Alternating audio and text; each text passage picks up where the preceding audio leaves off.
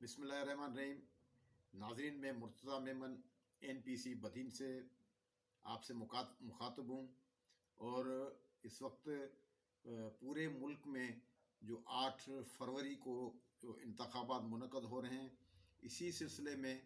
मैं आपको बदीन ज़िले की जो हमारी सूरत हाल है, सियासी सूरत हाल है, उससे मैं आप लोगों को आगाह करूँगा। इस वक्त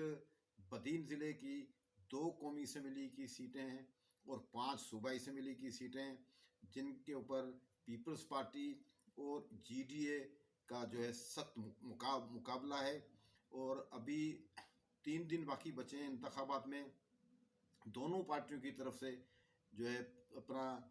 इलेक्शन मुहिम जो है वो ज़ोर शोर से जारी है। इसके अलावा इन दोनों बदीन ज़िले की सीटों पे, कौमी असम्बली की सीटों पे और सूबाई असम्बली की सीटों पे पाकिस्तान पीपल्स पार्टी और GDA के अलावा जमायत इस्लामी और तहरीक इंसाफ के उम्मीदवार जो हैं, तहरीक लब्बैक पाकिस्तान के जो है वो भी उम्मीदवार, उन्होंने भी अपनी सियासी सरगर्मियाँ जो है वो जारी रखी हुई हैं। आज पूरा दिन जो है वो इन तमाम पार्टियों की तरफ से बदीन शहर में रैलियाँ निकाली गई थी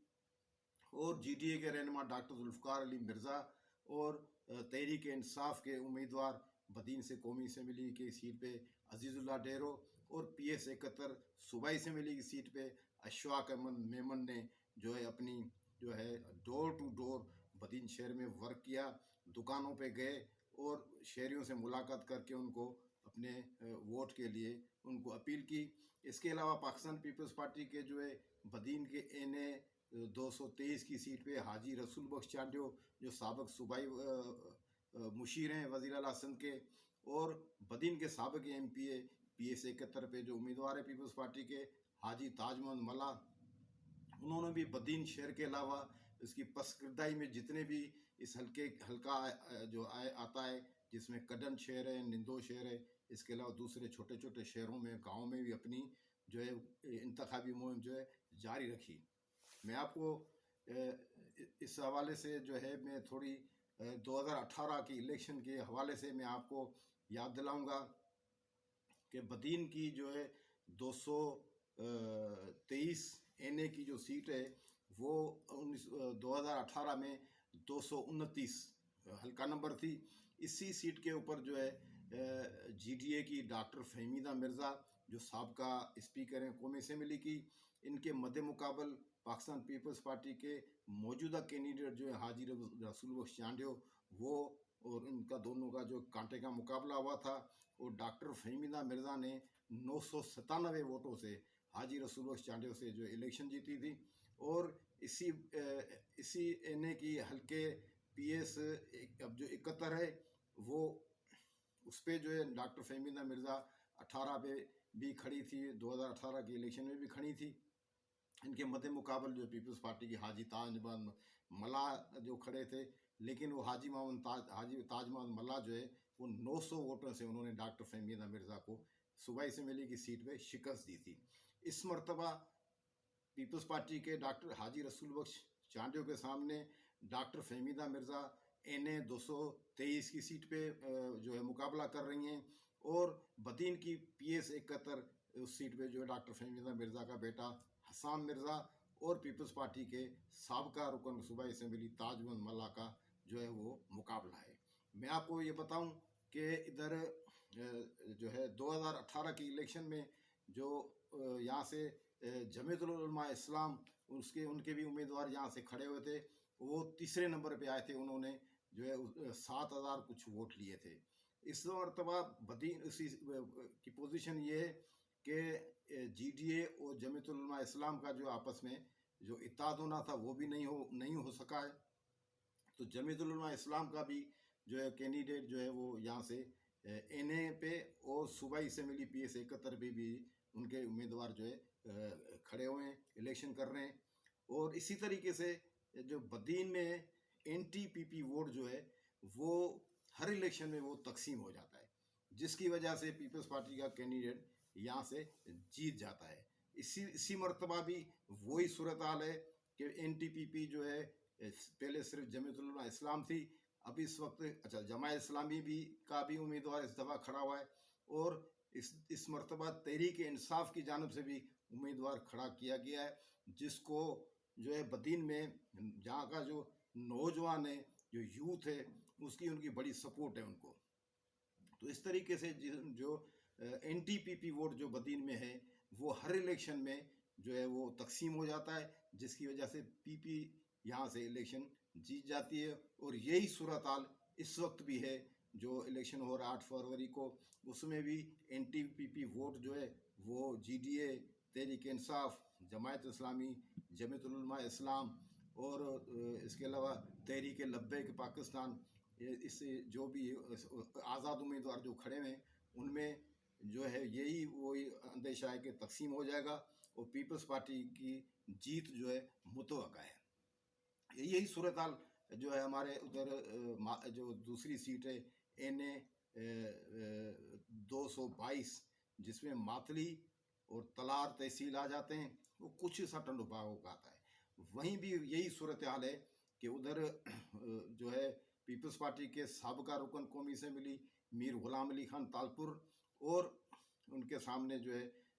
مد مقابل جو جی ڈی اے کے میر حسین بخش تالپور، وہ ان کے سامنے کھڑے ہیں. لیکن وہاں صورتحال یہ ہے کہ وہاں جمعیت العلماء اسلام نے جو ہے جی ڈی اے کی سپورٹ کی ہے، یعنی این اے 222 ماتلی تلہار تحصیل اور کچھ حصہ ٹنڈو باغوں کا، وہاں پر جو ہے جمعیت العلماء اسلام نے جی ڈی اے کی سپورٹ کی ہے. اس کی حمایت میں اپنے جو امیدوار ہیں ان کو دستبردار کر دیا ہے. اور اس میں تلار کے جو ہے پی ایس 69 جو ہے وہ وہاں سے بھی انہوں نے اپنے امیدوار کو جو ہے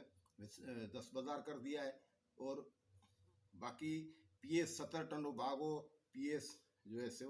71 بدین اور پی ایس 72 گولارچی، جہاں پر بھی جی ڈی اے کا اور تحریک انصاف کا اور جمعیت العلماء اسلام کے کینڈیڈیٹ کا پیپلز پارٹی کے جو سابق صوبائی وزیر اسماعیل راؤ کے ساتھ مقابلہ، وہ سخت مقابلہ ہے وہاں پر بھی. اور یہ ابھی بدین ضلع کی تاریخ میں یہ پہلی دفعہ ایسا ہوا ہے کہ کوئی اس وقت کوئی واضح جو ہے لوگوں کی وہ پالیسی ظاہر نہیں ہو رہی ہے کہ لوگ کس طرف ہیں. جو بھی پارٹی جلسہ کرتی ہے، جو بھی پارٹی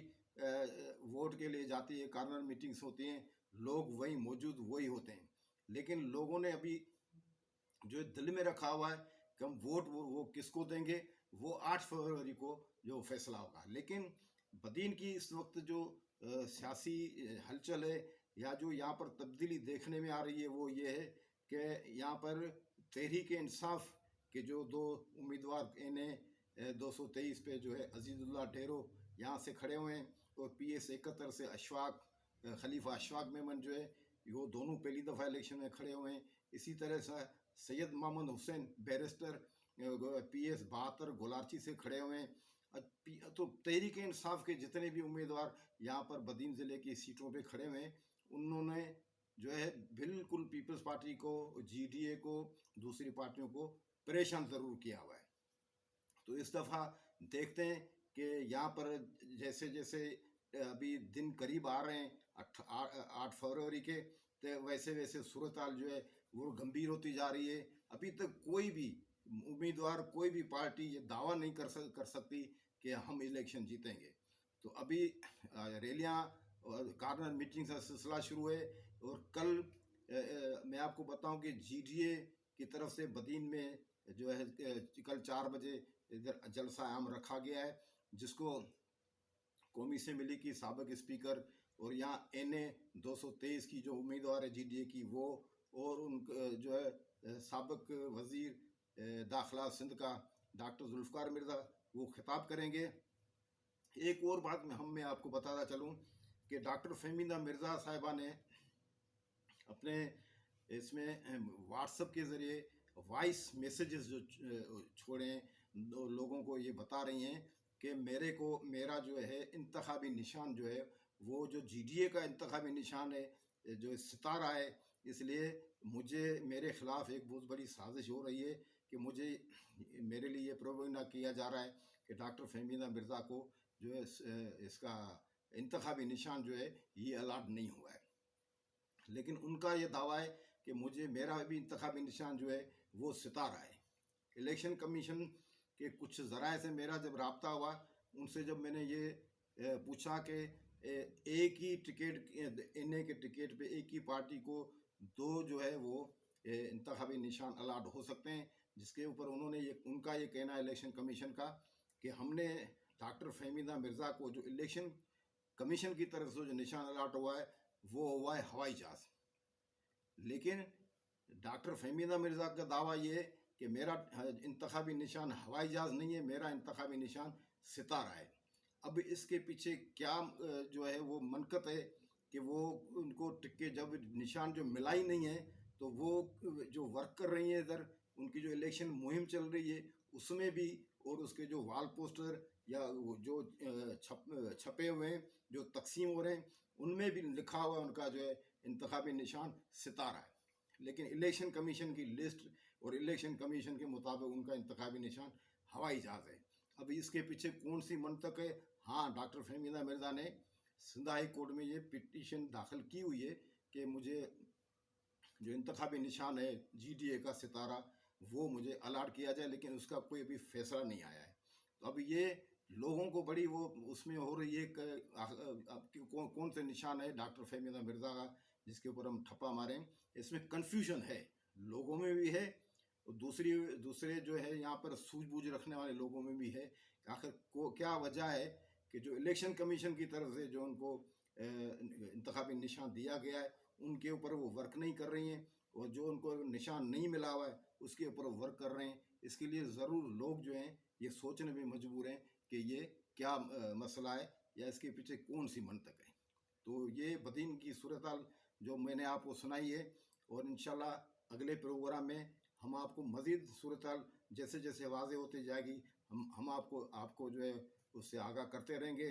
ہمارا یہ چینل آپ اس کو سبسکرائب کریں اور اس کو شیئر کریں اور اس میں ہمیں کمنٹس دیں کہ اسی سے